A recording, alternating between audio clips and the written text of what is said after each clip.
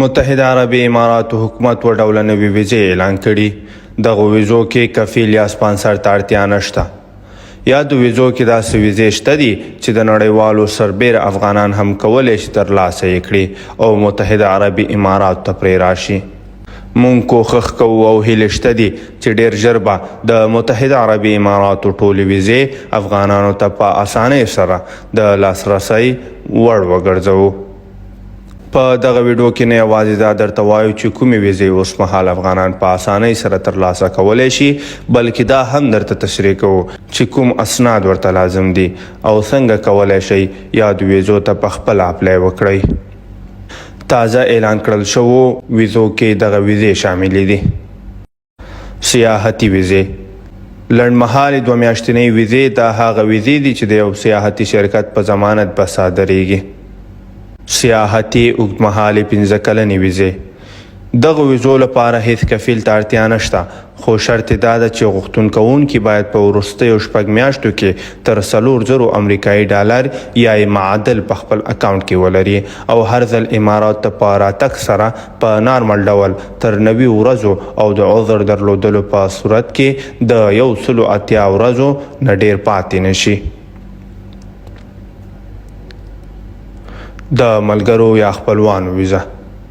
دا هغه ویزه ده چې اوس مهال افغانان کولی شي په اسانۍ سره یې ترلاسه کړي. یوازې اړینه ده چې قونسلګرۍ ته راشئ، د قرابت سند ترلاسه کړئ او ویزې ته اپلای وکړئ.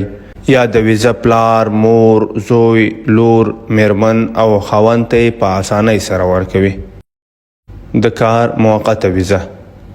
دغه ویزې ته د ګمارل کوونکي کمپنۍ څخه یو مکتوب یا غوښتنلیک پکار دی. د کارموندنې ویزه. د کارموندنې ویزه چې د نړۍ د 500 غوره پوهنتونونو څخه فارغ شوو محصلینو ته یې ورکوي. تاسو که د کوم نړیوال پوهنتون څخه فارغ یاست نو خپل د پوهنتون نوم د نړۍ 500 غوره پوهنتونونو په لیست کې یو ځل وګورئ، بیا اپلای وکړئ. درسي ویزې. د دغه ویزو کې فعالیت پوهنتونونه کولی شي. که پوهنتون وغواړي کولی شي افغانانو ته دغه ویزې اپلای کړي، خو لږ ستونزمنه ده. که یو څه انګلیسي درته یاده وي نو اړینه نه ده چې چاته پیسې ورکړئ. په خپله دغه ویب سایټ ادرس ته چې www.icp.gov.ee د لاړ شئ، د سرویسز په نوم مینو باندې کلیک وکړئ او اخیری آپشن ای چینلز، ریزیډنسي ان سټیزنشپ برخې ته لاړ شئ او هر ویزه چې غواړئ ورته اپلای وکړئ. دلته څو پړاوونه دي. فارم کې خپل اړین معلومات ټک کړئ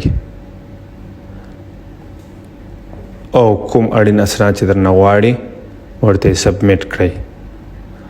د یادونې وړ ده چې اړین اسناد لکه پاسپورت کاپي، رنګه تصویر، تایید شوی تحصیلي اسناد او د ویزې اړوند نور داسې اسناد چې تاسو یې اړین ګڼئ او پورته هرې ویزې لپاره لکه یادونه چې وشوه مشخص شوي اوسي چمتو یې له ځانه سره ولرئ. یا د ویزو باندې د 1500 درهمو څخه نیولې تر 2000 درهمو پورې مصرف راځي. له دې که تاسو نه څوک ډېرې پیسې غواړي د یادو ویزو لپاره نو مې ورکوئ. کوښښ وکړئ چې په خپله یې اپلای وکړئ. مننه.